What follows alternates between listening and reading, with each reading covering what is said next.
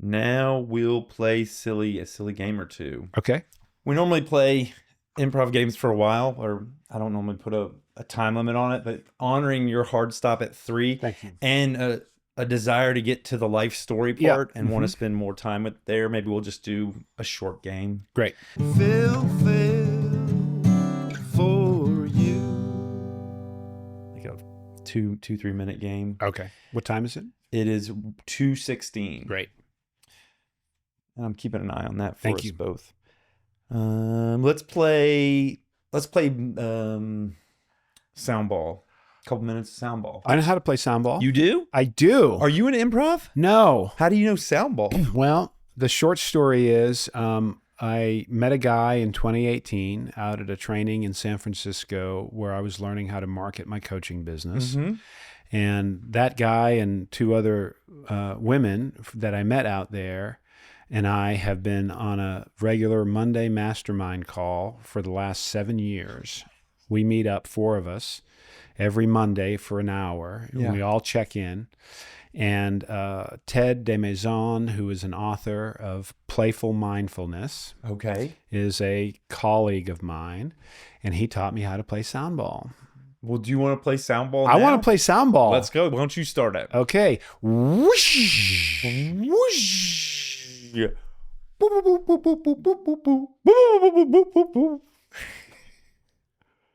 Oh, my turn. That's right. Yang, yang, yang, yang, yang. Yang, yang, yang, yang, yang.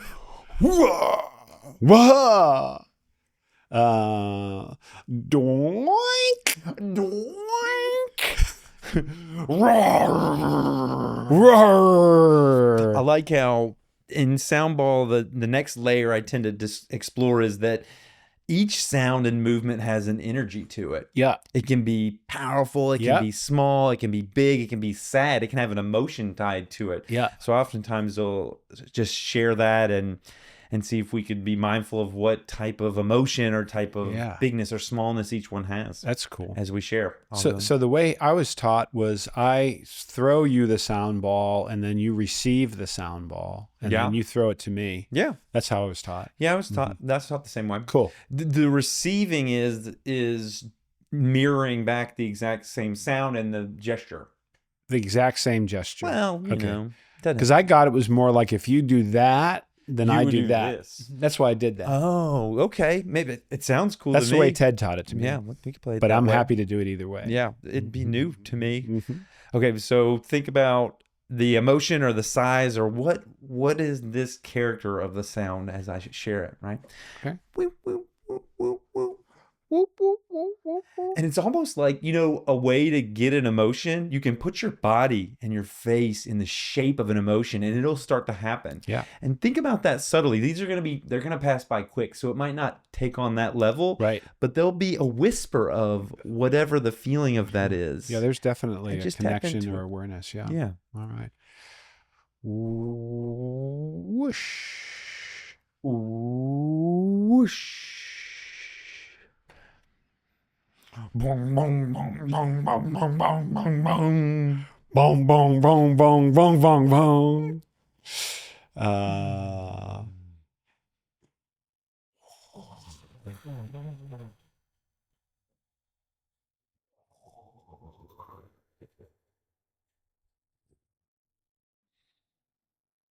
Yeah. That's fun. That's fun. That's fun. Yeah. Next time we'll play that longer. I'll put aside some more time to do that because I think goofing off and having silly time is really important, especially for adults. Well, and thank you for saying that. And I'm aware that I'm a serious guy. Yeah. And the work that I do there's a real seriousness to it, right? And that being real playful. Like there's something in shadow for me about being playful. And so part of my journey has been like being consciously and purposely and deliberate about being playful. Yeah. And I don't do it enough. So when you said that, it was like 2 things, like, hell yes, I want to do that. And also that like, are you sure? People are going to see you being goofy. You're going to act like a goof. They're going to think you're foolish. Yeah. You're not the first person who shared that. Yeah. Yeah, I'm sure. Folks Yeah. have, well, I have therapists that do ADHD, Mm-hmm. very professional authors, and I'm like, well, now let's just be goofy for a little while, and they're like, What? but they do. Yeah. Everybody pretty much has Yeah. participated in, Yeah. and for a handful of folks, shadow has come up for them. Mhm. Insecurity, Yeah. anxiety, Yeah. I and forgot the cameras were on when we did that. yeah, it's important. Yeah. Yeah, I think. I thought it was really cool that you picked a game that I knew Yeah, because I'm not in the improv world, yet. I did it for a long time. It was a Uh-huh. part of my transformation. Yeah, I think I've been recommended a couple of places to go and start doing that. Improv, I think, is a mindfulness practice Agreed. and then a practice for exploring probably shadow. Yeah, Yeah. shadow comes up when you do it for sure. Someone told me recently it helped them just about being comfortable with people they didn't know or something Yeah. like that, which for sure deals with shadow. Well, you're open-minded. You're Yeah. completely in the present moment, here and now, and you're scanning your environment Yeah. for a world that's created Together. collaboratively. Mhm. I don't know what this world is. It is Yeah. a blank canvas until Yeah. you give me some color, you give me some shape and form, and I say yes to that, and then I add to it. It's yes and. That's a lot like shadow work coaching and facilitation. Really? Yeah. I mean, there's the structure that I have in the background, but if I'm teaching, there's